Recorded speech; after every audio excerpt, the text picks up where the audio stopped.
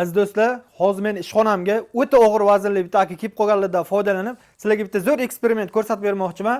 Nima qarab turasizlar? 125 kilo ekanlar. Zo'r. Mana hamma bilgan, mana oddiy matras prujinasi. Endi shunga 125 kilolik okani chiqarib turib, eksperiment qilib ko'ramiz. Qani tog'a chiqamiz. Bismillah. Ha, cho'chiman chiqaring. Bemalol bosaylik, ha. Mana ko'rib turibsizlar? O'zi pishdi matras. Aha. Hop bo'ldi. Endi sekin tusharing. Hop. Endi prujina sostoyaniyasini bitta ko'rsatib qo'yaman. Da. Prujina qarang. Qiyshayapti mana prujinalar. Pishdi. Mana.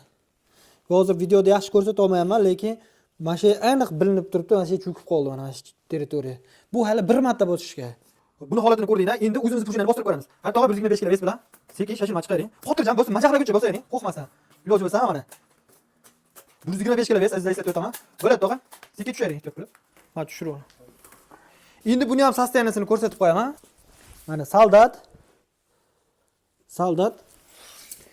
Ko'rdinglar hammani vaziyatga o'zingizlar guvoh bo'ldinglar. Kimga shunaqangi baquvvat ezilib qolmaydigan matraslar kerak bo'lsa, aloqaga chiqaverasizlar. O'zimiz tayyorlab, cho'tkilab yetkazib beramiz. Razmeratsiyani bo'ldi.